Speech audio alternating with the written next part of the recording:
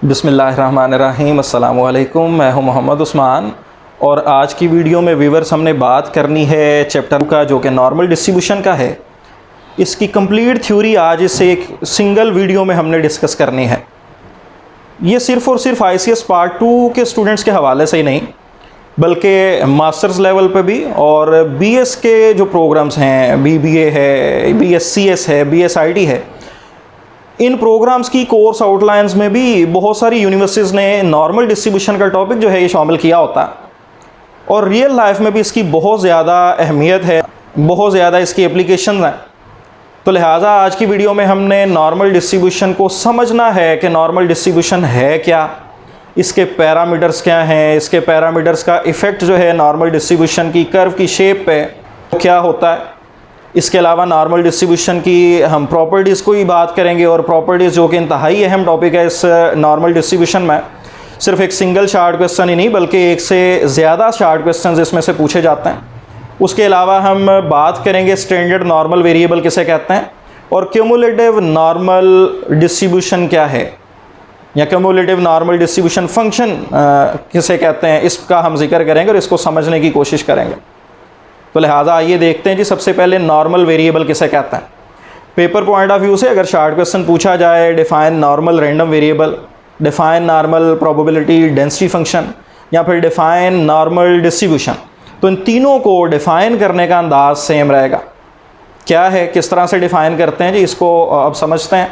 अगर हमारे पास कोई x वेरिएबल है और वो कंटिन्यूस रैंडम वेरिएबल है तो वो कंटिन्यूस रैंडम वेरिएबल उस सूरत में नॉर्मल रैंडम वेरिएबल कहलाएगा अगर उसका प्रोबेबिलिटी डेंसिटी फंक्शन लिखा जा सकता हो f of x equal to 1/σ² pi into e की power -1/2 into x minus mu over sigma का होल स्क्वायर और इस फंक्शन की रेंज हो -∞ से पॉजिटिव इन्फिनिटी, तो फिर हम कह सकते हैं कि ये जो फंक्शन है जिसकी रेंज -∞ से पॉजिटिव इन्फिनिटी है, ये हमारे पास नॉर्मल रैंडम वेरिएबल का प्रोबेबिलिटी फंक्शन है और ये जो गिवन वेरिएबल है जिसके लिए हमने ये फंक्शन लिखा ये नॉर्मल रैंडम वेरिएबल है। तो लिहाजा नॉर्मल प्रोबेबिलिटी डेंसिटी फंक्शन को, नॉर्मल वेरिएबल को, नॉर्मल डिस्ट्रीब्यूशन को हमने डिफ़ाइन किया और इसके हमारे पास ये जो फंक्शन है जिस नॉर्मल रैंडम वेरिएबल का ये फंक्शन है उस नॉर्मल वेरिएबल के फिर दो पैरामीटर्स होंगे व्यूअर्स, और वो दो पैरामीटर्स कौन से होंगे, मीन एंड वेरिएंस। यहाँ मीन और स्टैंडर्ड डेविएशन की फॉर्म में बात कर सकते हैं। मीन एंड सिग्मा यानी म्यू एंड सिग्मा, मीन और स्टैंडर्ड डेविएशन, इसके दो पैरामीटर्स होंगे डिस्ट्रीब्यूशन का। अब यहाँ पे हमने डिफाइन करते हुए बात की प्रोबेबिलिटी डेंसिटी फंक्शन की। इसका थोड़ा सा अगर किसी को कन्फ्यूजन है व्यूअर को तो उसको दूर कर लें। हम डेंसिटी फंक्शन इसको क्यों कहते हैं, हमने डिस्क्रीट प्रोबेबिलिटी डिस्ट्रीब्यूशंस को भी डिस्कस किया है प्रीवियस सिलेबस में, पार्ट 1 के सिलेबस में, और डिस्क्रीट डिस्ट्रीब्यूशंस के जो प्रोबेबिलिटी फंक्शंस हैं, ऐसे फंक्शंस जो डिस्क्रीट वेरिएबल की प्रोबेबिलिटीज़ को कैलकुलेट करके देने वाले हों, वो फंक्शंस प्रोबेबिलिटी मास फंक्शंस कहलाते हैं। जबकि इसके बरक्स ऐसे प्रोबेबिलिटी फंक्शंस, ऐसे मैथमेटिकल फंक्शंस कि जो कंटिन्यूस रैंडम वेरिएबल को डील करें, कंटिन्यूस रैंडम वेरिएबल की प्रोबेबिलिटीज़ को कैलकुलेट करके दें, वो हमारे पास प्रोबेबिलिटी डेंसिटी फंक्शंस कहलाते हैं। इसीलिए हम नॉर्मल डिस्ट्रीब्यूशन के प्रोबेबिलिटी फंक्शन को प्रोबेबिलिटी डेंसिटी फंक्शन का नाम देते हैं। अब बात आती है इसके पैरामीटर्स की। नॉर्मल डिस्ट्रीब्यूशन के व्यूअर्स दो पैरामीटर्स हैं। पैरामीटर्स ऐसी क्वांटिटीज़ को कहा जाता है जो डिस्ट्रीब्यूशन की शेप पे इफेक्ट करते हैं, जिनके चेंज होने से डिस्ट्रीब्यूशन की शेप चेंज हो जाती है। तो लिहाजा अब देखते हैं कि ये जो दो पैरामीटर्स म्यू और सिग्मा हैं, इसका क्या इफेक्ट होता है नॉर्मल डिस्ट्रीब्यूशन की कर्व पे, नॉर्मल डिस्ट्रीब्यूशन की शेप पे। तो लिहाजा दो पैरामीटर्स हैं म्यू और सिग्मा और इसका जो इफेक्ट है नॉर्मल डिस्ट्रीब्यूशन की कर्व पे, अब उस पर बात करते हैं। सबसे पहले देखते हैं कि मीन यानी म्यू का इफेक्ट जो है नॉर्मल डिस्ट्रीब्यूशन की शेप पे क्या होता है, क्योंकि नॉर्मल डिस्ट्रीब्यूशन एक बेल शेप कर्व है। मीन के चेंज हो जाने से क्या इफेक्ट होगा कि नॉर्मल डिस्ट्रीब्यूशन की जो लोकेशन है, लोकेशन चेंज हो जाएगी। मीन की वैल्यू अगर बढ़ रही है तो नॉर्मल डिस्ट्रीब्यूशन की जो कर्व है क्या इफेक्ट होगा उस पर कि वो ओरिजिन से दूर होती जाएगी, राइट साइड पे शिफ्ट होती जाएगी। और अगर मीन की वैल्यू कम हो रही है ज़्यादा ये लेफ़्ट साइड पे मूव करना शुरू कर देगी। ये जो है मीन जो फर्स्ट पैरामीटर है नॉर्मल डिस्ट्रीब्यूशन का, उसका इफेक्ट हमने पढ़ लिया कि नॉर्मल कर्व पे क्या होता है। द पैरामीटर मीन यानी mu effects on the location of the normal curve, normal curve की लोकेशन पे इसका इफेक्ट होता है। अब बात करते हैं सेकंड पैरामीटर की, जो वेरिएंस है या सिग्मा, स्टैंडर्ड डेविएशन की हम बात करते हैं। तो सिग्मा का क्या इफेक्ट है नॉर्मल डिस्ट्रीब्यूशन की शेप पे? सिग्मा क्योंकि मेजर ऑफ डिस्पर्शन है, डेटा के फैलाव की मेजरमेंट करके देता है, तो लिहाजा अगर सिग्मा की वैल्यू कम होगी इसका मतलब है डेटा का फैलाव कम होगा, इसका मतलब है उससे बनने वाली जो कर्व है उसका फैलाव कम हो जाएगा, उसकी टेल्स जो हैं वो एक दूसरे के करीब हो जाएंगी, सुकड़ जाएंगी और उसकी पीक ज़्यादा हो जाएगी। और अगर सिग्मा की वैल्यू ज़्यादा होती जा रही है, इट मीन्स कि जो फैलाव है डाटा का वो ज़्यादा होता जा रहा है और उससे बनने वाली जो कर्व है उसकी जो टेल्स हैं वो भी फिर फैलती जाएंगी। तो लिहाजा फिर हम कह सकते हैं कि सिग्मा यानी स्टैंडर्ड डेविएशन जो सेकंड पैरामीटर है नॉर्मल डिस्ट्रीब्यूशन का, इसका इफेक्ट जो है नॉर्मल कर्व पे क्या होता है कि इट कंट्रोल्स द फ्लैटनेस और पीक्डनेस ऑफ द नॉर्मल कर्व। अगर इसकी वैल्यू बढ़ रही है तो फ्लैटनेस बढ़ती जा रही है और पीकनेस कम हो रही है, और अगर इसकी वैल्यू कम हो रही है तो इसका मतलब है फ्लैटनेस तो कम हो रही है लेकिन पीकनेस फिर बढ़ती जाएगी। तो ये हमने जो है effect of second parameter on the shape of normal curve इसको डिस्कस कर लिया जाए। अब इंतहाई ज़्यादा अहम थ्योरी नॉर्मल डिस्ट्रीब्यूशन के हवाले से जो कि प्रॉपर्टीज़ ऑफ नॉर्मल डिस्ट्रीब्यूशन है, इस पे बात करते हैं जी। प्रॉपर्टीज़ ऑफ नॉर्मल डिस्ट्रीब्यूशन, सबसे पहली प्रॉपर्टी नॉर्मल डिस्ट्रीब्यूशन के हवाले से वो ये है कि ये कंटिन्यूस प्रोबेबिलिटी डिस्ट्रीब्यूशन है। अभी हमने नॉर्मल रैंडम वेरिएबल को डिफाइन करते हुए इसका जिक्र किया था कि ये कंटिन्यूस प्रोबेबिलिटी डिस्ट्रीब्यूशन है और इसकी रेंज वीवर्स -इन्फिनिटी से +इन्फिनिटी हमेशा एग्जिस्ट करती है।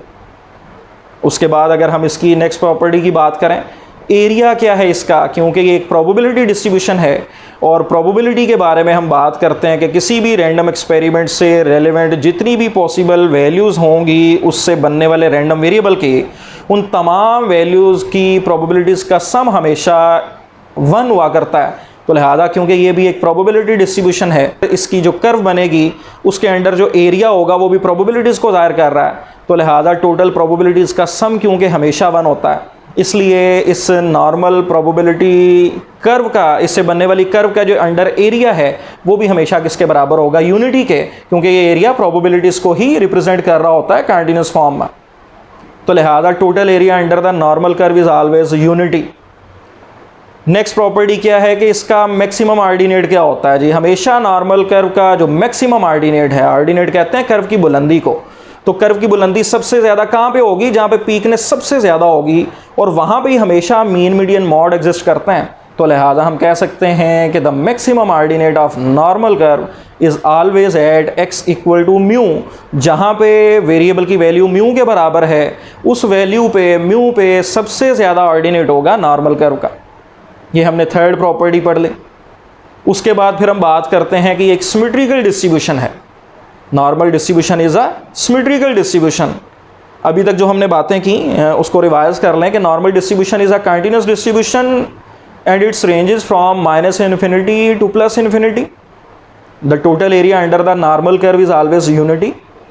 उसके बाद the maximum ordinate of normal curve is always at x equal to mu. Fourth property भी हमने पढ़ी अभी कि normal distribution is a symmetrical distribution. और इसी के साथ जब हम इस प्रॉपर्टी को ज़हन में लाते हैं कि एक सिमेट्रिकल डिस्ट्रीब्यूशन है, तो जो सिमेट्रिकल शेप की, सिमेट्रिकल कर्व की, सिमेट्रिकल डिस्ट्रीब्यूशन की प्रॉपर्टीज़ हैं वो सारी की सारी फिर नॉर्मल की भी होंगी, क्योंकि नॉर्मल एक सिमेट्रिकल डिस्ट्रीब्यूशन है। और सिमेट्रिकल डिस्ट्रीब्यूशन के बारे में जो कि हम पार्ट 1 में डिस्कस कर लेते हैं, चैप्टर नंबर 3 और 4 में उसकी मुख्तलिफ प्रॉपर्टीज़ को हम पढ़ चुके होते हैं, तो वो सारी की सारी प्रॉपर्टीज़ फिर नॉर्मल की भी होंगी। और वो प्रॉपर्टीज़ क्या हैं कि सिमेट्रिकल का क्योंकि मीन मीडियन मॉड हमेशा बराबर होते हैं, इसीलिए ये जो एवरेजेस हैं मीन मीडियन एंड मॉड, ये नॉर्मल की भी फिर हमेशा बराबर होंगी। ये हमने फिफ्थ प्रॉपर्टी पढ़ ली कि the value of mean median and mode are always equal, या हम कह सकते हैं ये आइडेंटिकल होते हैं, सेम होते हैं। उसके बाद क्योंकि सिमेट्रिकल की तमाम ऑड ऑर्डर मोमेंट्स हमेशा ज़ीरो होती हैं, इसीलिए नॉर्मल डिस्ट्रीब्यूशन की, क्योंकि ये भी एक सिमेट्रिकल डिस्ट्रीब्यूशन है, लिहाजा इसकी भी ऑड ऑर्डर मोमेंट्स तमाम ज़ीरो होंगी, जिसको हम m1, m3, m5, m7 up to sworn या μ1, μ3, μ5 अप टू सॉन इससे ज़ाहिर कर सकते हैं। इसी तरह क्योंकि नॉर्मल डिस्ट्रीब्यूशन में हम ये जिक्र करते हैं कि उसके लोअर और अपर क्वार्टल्स हमेशा बराबर होते हैं, इक्वी डिस्टेंट होते हैं मीन से, लिहाजा क्योंकि नॉर्मल डिस्ट्रीब्यूशन एक सिमेट्रिकल डिस्ट्रीब्यूशन है, लिहाजा इसके भी लोअर और अपर क्वार्टल्स हमेशा इक्वी डिस्टेंट होंगे फ्रॉम इट्स मीन। यानी इसको हम इस तरह से इंग्लिश में डिफाइन कर सकते हैं, the lower and upper quartiles of normal distribution are always equidistant from its mean. जितना मीन से Q1 का फासला लेफ्ट साइड पे होगा, उतना ही मीन से Q3 यानी अपर क्वार्टल का राइट साइड पे फासला होगा। तो ये हमने सिमेट्रिकल की जो प्रॉपर्टीज़ हैं ये कह दिया कि नॉर्मल की भी यही प्रॉपर्टीज़ होंगे। दोबारा इससे रेलिवेंट प्रॉपर्टीज़ को डिफाइन करते हैं कि normal distribution is a symmetrical distribution, the value of mean, median and mode are always same. उसके बाद हमने बात कर ली the lower and upper quartiles are always equidistant from its mean, the all odd order moments are always equal to zero. तमाम odd order moments हमेशा zero के बराबर होती हैं। उसके अलावा अगर हम प्रॉपर्टीज़ की बात करें कि हमारे पास प्रॉपर्टीज़ ऑफ नॉर्मल डिस्ट्रीब्यूशन जो हैं, इसकी मोमेंट्स क्या हैं, प्रॉपर्टीज़ में मोमेंट्स और मोमेंट रेशियोज़ का भी जिक्र आता है। मोमेंट्स जो हैं, एक तो बात हमने पढ़ ली कि ऑड ऑर्डर मोमेंट्स हमेशा ज़ीरो होते हैं। इवन ऑर्डर मोमेंट्स जो हैं उसमें जो कि हमें आमतौर पे सेकंड और फोर्थ मोमेंट का जिक्र करना पड़ता है, लाजमी इसकी ज़रूरत पड़ती है न्यूमेरिकल क्वेश्चंस में। तो सेकंड मोमेंट अबाउट मीन जो है नॉर्मल की व्यूअर्स, ये हमेशा वेरिएंस के बराबर यानी सिग्मा स्क्वायर के बराबर होती है। ये इसकी एक प्रॉपर्टी है। ऐसी कंडीशंस जो चेंज ना हो किसी चीज़ से रिलेटेड, वो उस चीज़ की क्या कहलाती हैं, प्रॉपर्टीज़ कहलाती हैं। तो लिहाजा सेकंड मोमेंट हमेशा वेरिएंस के बराबर होती है, लिहाजा ये भी इसकी प्रॉपर्टी कहलाएगी। इसी तरह फोर्थ मोमेंट अबाउट मीन यानी μ4, जिसको m4 से जाहिर किया जा सकता है, ये हमेशा 3 सिग्मा की पावर 4 के बराबर होगी, यानी वेरिएंस का अगेन स्क्वायर 3 सिग्मा की पावर 4, ये फोर्थ मोमेंट अबाउट मीन है। इसी तरह अगर बात कर ले मोमेंट रेशोज़ की, तो फर्स्ट मोमेंट रेशो ये हमेशा बराबर होती है ज़ीरो के, क्योंकि ये एक सिमेट्रिकल डिस्ट्रीब्यूशन है। और सिमेट्रिकल कब होगी, पार्ट 1 चैप्टर नंबर 4 में हमने ये बात की कि सिमेट्रिकल कब होती है, जब फर्स्ट मोमेंट हमेशा ज़ीरो हो। तो लिहाजा फिर हमारे पास इसकी फ़र्स्ट मोमेंट रेशो m1 यानी जिसको β1 से ज़ाहिर किया जा सकता है या b1 से, ये हमारे पास हमेशा ज़ीरो होती है। इसी तरह सेकंड मोमेंट, क्योंकि ये एक नॉर्मल कर्व है, ना बहुत ज़्यादा पीक और ना ही बहुत ज़्यादा कम पीक, तो ये हमारे पास एक मेसोक्रेटिक शेप है, नॉर्मल कर्व होती है ये। और इसका फिर β2 हम फिर कह सकते हैं, जो कि पार्ट 1 चैप्टर नंबर 4 में भी हमने कहा कि हमेशा बराबर होता है 3 का। β1 हमेशा ज़ीरो और β2 इसका हमेशा 3 के बराबर होता है। ये इसकी प्रॉपर्टीज़ में हमने बात कर लें। उसके बाद नेक्स्ट अगर हम प्रॉपर्टीज़ का जिक्र करें, जो कि special areas under the normal curve है, ये भी प्रॉपर्टीज़ ऑफ नॉर्मल डिस्ट्रीब्यूशन कहलाती हैं। अलग से मल्टीपल चॉइस में पूछा जा सकता है कि म्यू प्लस माइनस सिग्मा के बिटवीन कितना एरिया एग्जिस्ट करता है, या प्रोबेबिलिटी की फॉर्म में पॉइंट्स में हम बात करेंगे, और एरिया की फॉर्म आएगी तो उसको परसेंटेज में जिक्र करेंगे एरिया का। तो लिहाजा दोनों अंदाज में ये बात जहन में रहनी चाहिए कि म्यू प्लस माइनस सिग्मा या म्यू प्लस माइनस 2 सिग्मा या म्यू प्लस माइनस 3 सिग्मा के बिटवीन क्या प्रोबेबिलिटीज़ या क्या एरियाज एग्जिस्ट करता है। तो लिहाजा म्यू में प्लस सिग्मा और माइनस सिग्मा करने से जो 2 पॉइंट्स हासिल होंगे म्यू से राइट और लेफ्ट में, जो कि इक्वी डिस्टेंट होंगे म्यू से, इन दोनों के दरमियान की प्रोबेबिलिटी व्यूअर्स हमेशा 0.6828 हुआ करती है। यानी हम कह सकते हैं 68.28 या 27% एरिया हमेशा एग्जिस्ट करता है म्यू प्लस माइनस सिग्मा के बिटवीन। इसी तरह अगर हम बात करें म्यू प्लस माइनस 2 सिग्मा करने से जो 2 पॉइंट्स मिलेंगे, वो म्यू प्लस माइनस सिग्मा करने से जो पॉइंट्स आए थे उनसे मज़ीद उनका फैलाव ज़्यादा होगा, यानी उनमें ज़्यादा एरिया एग्जिस्ट करेगा। और उसके दरमियान क्या एरिया एग्जिस्ट करेगा, हमेशा 95.45%। और अगर प्रोबेबिलिटी की बात करें तो 0.9545 प्रोबेबिलिटी होगी। इसी तरह म्यू प्लस माइनस 3 सिग्मा करने से मज़ीद फैलाव बढ़ जाएगा पॉइंट्स का। उन 2 पॉइंट्स के दरमियान हमेशा अगर नॉर्मल डिस्ट्रीब्यूशन है, जो गिवन वेरिएबल है वो नॉर्मल वेरिएबल है, तो उनके दरमियान की प्रोबेबिलिटी हमेशा क्या होगी, 0.9973, यानी उन दोनों के पॉइंट्स का एरिया 99.73% होगा। तो लिहाजा इन बातों को बड़ी अच्छी तरह से जहन में रहना चाहिए। ये याद रखने वाली चीज़ें हैं, इनको लॉजिकली कुछ समझना ज़रूरी नहीं है, याद रखने वाली बातें हैं, मल्टीपल चॉइस या शार्ट क्वेश्चंस में पूछी जा सकती हैं, तो ये बड़ी अच्छी तरह से याद रहनी चाहिए। उसके अलावा मुख्तलिफ फार्मूलाज जो हैं नॉर्मल डिस्ट्रीब्यूशन से रिलेटेड, कि इसका लोअर क्वार्टाइल हमेशा बराबर होता है म्यू माइनस 0.6745 सिग्मा के, अपर क्वार्टाइल यानी Q3 बराबर होता है हमेशा म्यू प्लस 0.6745 सिग्मा के। तो ये क्वार्टल्स के फार्मूलाज हैं, हमेशा ये इसी तरह से एग्जिस्ट करते हैं। मीन, सिग्मा और क्वार्टल्स में हमेशा यही रिलेशंस होते हैं। इनको भी हम प्रॉपर्टीज़ में लिख सकते हैं। और क्वार्टल डेविएशन अगर चाहिए, अगर Q1 Q3 गिवन है, फिर तो बड़ी आसान बात है, Q3 माइनस Q1/2 करने से क्वार्टल डेविएशन आ जाएगी, जिसको सेमी इंटर क्वार्टल रेंज भी कहा जाता है। लेकिन अगर Q1 और Q3 गिवन नहीं है, जस्ट सिग्मा की वैल्यू गिवन है, तो तब भी हम 2/3 सिग्मा की मदद से क्वार्टल डेविएशन फाइंड कर सकते हैं। इसी तरह अगर मीन डेविएशन चाहिए तो विवर्स 4/5 सिग्मा के बराबर होगी। नेक्स्ट अगर मज़ीद हम बात करें पॉइंट्स ऑफ इन्फ्लेक्शन की, points of inflection normal distribution के क्या होते हैं? पॉइंट्स ऑफ इन्फ्लेक्शन ऐसे पॉइंट्स को कहा जाता है जहाँ से कर्व की शेप चेंज हो रही होती है। मोड मतलब होता है इन्फ्लेक्शन का, तो लिहाजा पॉइंट्स ऑफ इन्फ्लेक्शन जो है नॉर्मल कर्व के हमेशा म्यू प्लस माइनस सिग्मा हुआ करते हैं। म्यू प्लस सिग्मा और म्यू माइनस सिग्मा करने से जो 2 पॉइंट्स हासिल होंगे वो नॉर्मल कर्व के पॉइंट्स ऑफ इन्फ्लेक्शन कहलाएंगे। और पॉइंट्स ऑफ इन्फ्लेक्शन के बाद अगर हम बात करें इसी कर्व की, नॉर्मल कर्व की, एक और प्रॉपर्टी पढ़ें तो उसके बारे में हम कह सकते हैं कि असिम्प्टोटिक कर्व है, ये हमेशा एक्स एक्सिस के करीब तरीन होती जाती है लेकिन उसको टच नहीं करती, इसलिए ये असिम्प्टोटिक है। और asymptotic to the x axis है, एक्स एक्सिस के करीब होती जाएगी लेकिन उसको टच नहीं करेगी, यानी it never touches x axis. तो ये हमारे पास asymptotic curve to the x axis है, ये इसकी प्रॉपर्टी हमने पढ़ ली। उसके अलावा रिप्रोडक्टिव प्रॉपर्टी जो कि इंतहाई ज़्यादा अहम प्रॉपर्टी है, अलग से शार्ट क्वेश्चन में पूछी जा सकती है। Define reproductive property of normal distribution. तो ये क्या है कि अगर हमारे पास कोई 2 वेरिएबल्स व्यूअर्स x1 और x2 मौजूद हैं, दोनों नॉर्मल हैं, x1 के पैरामीटर्स μ1 सिग्मा 1 स्क्वायर हैं, x2 के पैरामीटर्स μ2 सिग्मा 2 स्क्वायर हैं, और इन दोनों को अगर ऐड करके नया वेरिएबल x1 प्लस x2 बनाया जाए तो अकॉर्डिंग टू रिप्रोडक्टिव प्रॉपर्टी नया वेरिएबल भी नॉर्मल वेरिएबल होगा और उसके पैरामीटर्स क्या होंगे कि नए वेरिएबल का मीन दोनों वेरिएबल्स के मीन्स के एडिशन के बराबर, और नए वेरिएबल जो x1 प्लस x2 है और नॉर्मल वेरिएबल है ये भी, इसका वेरिएंस दोनों वेरिएबल्स x1 और x2 जो थे उनके वेरिएंसेस के एडिशन के बराबर होगा। यानी इसका मीन μ1 प्लस μ2 और इसका वेरिएंस नए वेरिएबल का sigma 1 square plus sigma 2 square होगा। ये हमारे पास रिप्रोडक्टिव प्रॉपर्टी है, इंतहाई अहम प्रॉपर्टी है, इसको गौर से समझना है। उसके बाद हमारे पास बात आती है next normal cumulative distribution function की। Normal cumulative distribution function, cumulative distribution function किसे कहते हैं?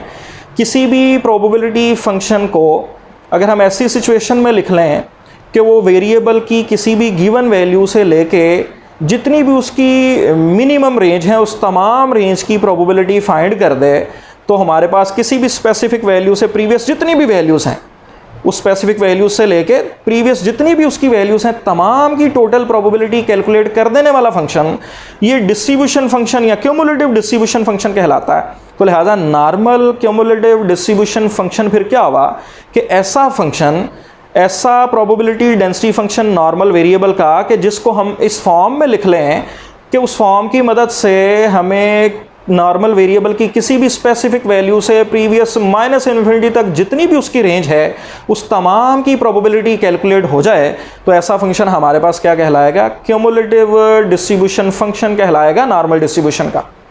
और इसको हम आमतौर पे इंटीग्रल साइन में लिखते हैं, इंटीग्रेशन -∞ से x और फिर f ऑफ x लिख देते हैं, यानी जो भी हमारे पास डेंसिटी फंक्शन है नॉर्मल का 1/σ² पाई इंटू e की पावर -1/2 इंटू x माइनस में ओवर सिग्मा का होल स्क्वायर इंटू dx। तो लिहाजा इंटेग्रल साइन की फॉर्म में लिख देते हैं -∞ से x, यानी किसी भी स्पेसिफिक वैल्यू ऑफ x से लेके उसे प्रीवियस जितनी भी रेंज थी तमाम की प्रोबेबिलिटी कैलकुलेट कर देने वाला प्रोबेबिलिटी फंक्शन, ये हमारे पास जो प्रोबेबिलिटी डेंसिटी फंक्शन होगा ये हमारे पास क्या कहलाएगा? Normal cumulative probability distribution. उसके बाद हमारे पास बात आती है स्टैंडर्ड नॉर्मल वेरिएबल क्या है? स्टैंडर्ड नॉर्मल वेरिएबल क्या है जी? अगर किसी भी गिवन वेरिएबल x को जो कि नॉर्मल है अगर हम उसमें से उसी का मीन माइनस कर दें, उसी की स्टैंडर्ड डेविएशन पे डिवाइड कर दें, तो जो नया वेरिएबल बनेगा, जिसको यूजुअली हम जी से ज़ाहिर करते हैं, किसी और वेरिएबल से भी ज़ाहिर किया जा सकता है, तो वो जो नया वेरिएबल हासिल होगा इस ट्रांसफॉर्मेशन से, अगर नॉर्मल वेरिएबल x है तो मैंने जो अभी कहा उसके मुताबिक x minus mu over sigma अगर कर लें, तो ये जो z नया वेरिएबल बनेगा ये स्टैंडर्ड नॉर्मल वेरिएबल होगा।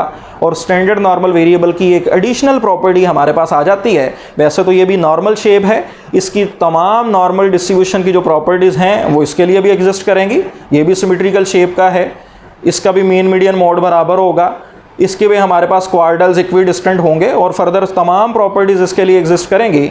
लेकिन क्योंकि ये एक स्टैंडर्ड नॉर्मल है, और इसको हमने स्टैंडर्ड नॉर्मल क्यों कहा, क्योंकि इसकी एक प्रॉपर्टी मज़ीद बढ़ गई कि इसका मीन हमेशा 0 और इसका वेरिएंस विवर्स हमेशा 1 होता है। नॉर्मल वेरिएबल का तो मीन कुछ भी एग्जिस्ट कर सकता है, वेरिएंस की कोई भी वैल्यू हो सकती है, लेकिन जब हम नॉर्मल की ट्रांसफॉर्मेशन करके मीन उसमें से माइनस करके सिग्मा पे डिवाइड करके नया वेरिएबल हासिल कर लें, वो जो नया वेरिएबल हासिल होगा स्टैंडर्ड नॉर्मल जी, उसका मीन हमेशा 0 और उसका वेरिएंस हमेशा 1 हुआ करेगा। तो ये हमने व्यूअर्स तमाम की तमाम थ्योरी जो थी इसको एक सिंगल वीडियो में डिस्कस किया। इंतहाई ज़्यादा अहम वीडियो है, इसको दोबारा गौर से सुनें, और अगर कोई क्वेश्चन है, किसी बात की ठीक तरह से समझ नहीं आई, एक तो कमेंट्स में उसको पूछ सकते हैं, दूसरा इन सिंगल वीडियो 1 बाय 1 हमने बनाई थी इन तमाम टॉपिक्स पे, उनके लिंक्स भी डिस्क्रिप्शन में अवेलेबल हैं, वहाँ पे जाके आप उनसे भी मदद ले सकते हैं।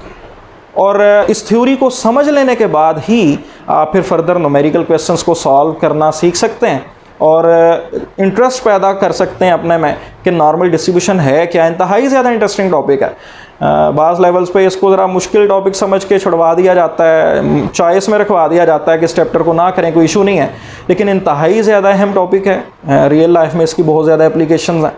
पेपर पॉइंट ऑफ व्यू से अगर इंटर के स्टूडेंट्स हैं तो इसमें से लाजमी लॉन्ग क्वेश्चन आना है 8 मार्क्स का, मल्टीपल चॉइसेस इसमें से लाजमी पूछी जानी है, शार्ट क्वेश्चंस भी लाजमी इसमें से आएंगे, यानी अप्रॉक्सीमेटली 20 मार्क्स के लगभग जो है सिर्फ पेपर नॉर्मल डिस्ट्रीब्यूशन में से बनाया जाता है।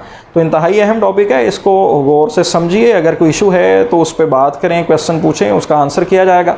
नेक्स्ट वीडियो में नेक्स्ट टॉपिक के साथ इंशाल्लाह ताला मिलेंगे, तब तक के लिए इजाज़त दीजिए, बहुत शुक्रिया, अल्लाह हाफ़िज़।